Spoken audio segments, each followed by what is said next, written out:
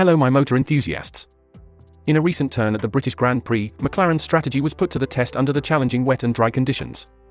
CEO Zak Brown expressed his belief that both Lando Norris and Oscar Piastri had the potential to clinch the win. Initially trailing behind George Russell and Lewis Hamilton, they seized the lead by lap 20. However, pivotal decisions during tyre changes, particularly the delay in switching Norris back to slick tyres and opting for soft compounds, saw McLaren lose their lead. Despite this, Brown praised his drivers and acknowledged the need for sharper strategic decisions in future races, aiming for McLaren to truly compete for the championship. Stay tuned as they gear up for the upcoming race in Hungary. Hello there. I'm Enzo, your guide to all things Formula One, and joining me is the ever-insightful William. You're tuned into F1 Motor Fever podcast, bringing you the daily dose of racing thrills. Glad to be here, Enzo. It's always exciting to dive into the world of F1 with our listeners. Absolutely, William. And hey, if you're loving what you hear, do us a favor, hit that subscribe button, turn on the notifications, and drop us a comment. Sharing with your friends and family really supports us and keeps these engines running.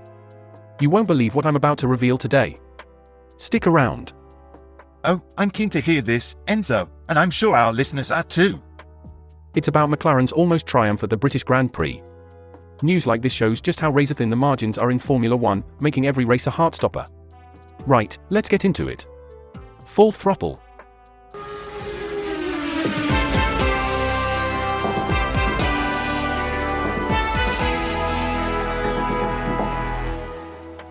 Moving on, Zak Brown, the CEO of McLaren, openly admitted that while Lando Norris and Oscar Piastri were in prime positions to win the British Grand Prix, the team's decision-making might have cost them the podium's top spots. As the rain danced on the tarmac at Silverstone, the dynamics changed rapidly.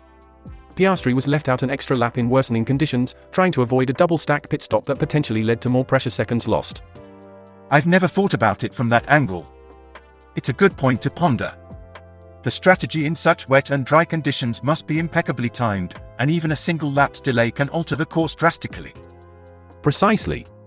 And as Norris took the front, the decision to pit him a lap later than Hamilton and Verstappen, followed by a slower transition to soft tyres, really didn't play in their favour. Although the hard tyres seemed to be the better option, it was a gamble McLaren chose not to take. It's that classic hindsight wisdom, isn't it? Easy to say what could have been done after the race ends. But in those moments, with the pressure mounting, each call is a potential game changer. True that. And with Zak Brown mentioning that it's always easier to make decisions when you are not the one leading and can observe the choices of others, it really brings to light how pivotal every second is in Formula One. It's not just about speed, it's about smart, split-second decisions under immense pressure. Interestingly, Zak Brown also reflected on tyre choice towards the end of the race, acknowledging that maybe opting for mediums, like Piastri, would have been a better strategy. Witnessing Piastri and Max Verstappen on their respective tyre choices really highlighted the complexities of race strategy.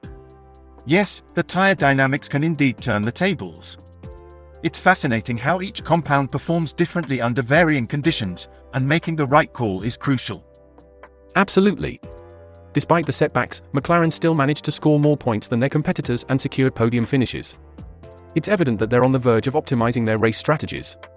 Brown was pretty upfront about needing to brush up on every aspect to clinch victories, especially given the stiff competition from teams like Mercedes and Red Bull. That's right. And with the Hungarian Grand Prix on the horizon, it sounds like McLaren is taking all their learnings to heart. Brown's commitment to making their operations World Championship material, as Andrea Stella puts it, underscores their ambition to not just compete but dominate. It's all about the continuous improvement, isn't it? Each race provides a wealth of data and lessons that teams can use to refine their approaches. Formula One really is as much about strategy and precision off the track as it is about speed on it. Definitely. And with the sport constantly evolving, teams like McLaren are always on their toes, looking for that next breakthrough that could put them ahead. William, what's the word on the street, internet-wise? Right, let's have a butcher's. On a Formula One fan forum, there's a bit of a stir about Sergio Perez's form this season. The main post by a user, Ferrari strategist, mentions, quote, Red Bull says Perez form unsustainable with Formula One contract clause set to kick in, unquote. That sounds a bit ominous for Perez, doesn't it? Indeed, it does. And the fans are really weighing in. For instance, Pre-Gannon commented, quote, I can't believe he's about to lose his seat, half a year into a 2-year contract, unquote. And then Sai Yildirim added, quote, we've lost the contract but we will come back stronger, unquote. Always the optimist, then? Exactly. And it gets better. Christina Uffa chimed in with a bit of encouragement in Spanish, essentially telling him not to give up, chap. And then there's a user named Kolek, who referred back to last year's car reveal, finding it cringy how they introduced Perez as the Mexican Minister of Defense. Heh, that does sound like it was a bit much. What else are they saying? Well, there's a bit of tactical chat too. Scientific mentioned, quote, we picked up some damage on the contract, unquote. And a user called RSR added, quote, the updates are working as intended. Funnier though, we have a correlation issue between contract and reality. The contract extension was just to add the clauses to get rid of him mid-season instead of having to wait till 2025, unquote. Blimey, that's quite the conspiracy theory. Oh, it gets thicker. And there's a lot of chatter about potential replacements. Ainsley commented that Daniel Ricciardo is currently the first choice to replace Perez. And it's saying Mariovsky thinks dropping Ricciardo back in is a now or never situation for him, reckons if he underperforms, he'd be cool to retire after that. Sounds like the fans have got it all figured out, then? They certainly think so. And they are not short on opinions either. There's even a suggestion from its Novas that Bottas would be great for the second seat, believing him to be a competent second driver who fits well with the Red Bull brand. Well, the fans never hold back, do they? Always something to keep us entertained between the races. Thanks for tuning into F1 Motor Fever podcast today. We delved into the strategic shakeups and driver dynamics of the latest Formula One races, and it's been fantastic engaging with all these intricate details alongside you. Don't forget to subscribe and activate those notifications so you don't miss out on our future discussions. We'd love for you to share our channel with your mates, be it on WhatsApp, Facebook, or even during a casual chat over a pint. And hey, make sure your seatbelt's fastened tight because our journey through the high-speed world of Formula One is packed with more twists and turns than Spa-Francorchamps.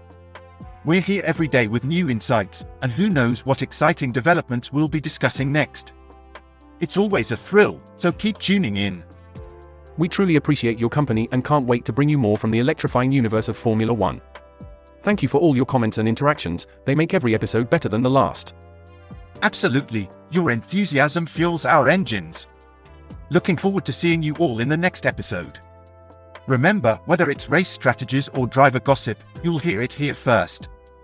Pedal to the metal, keep your gaze on the road, our channel's content is pure gold.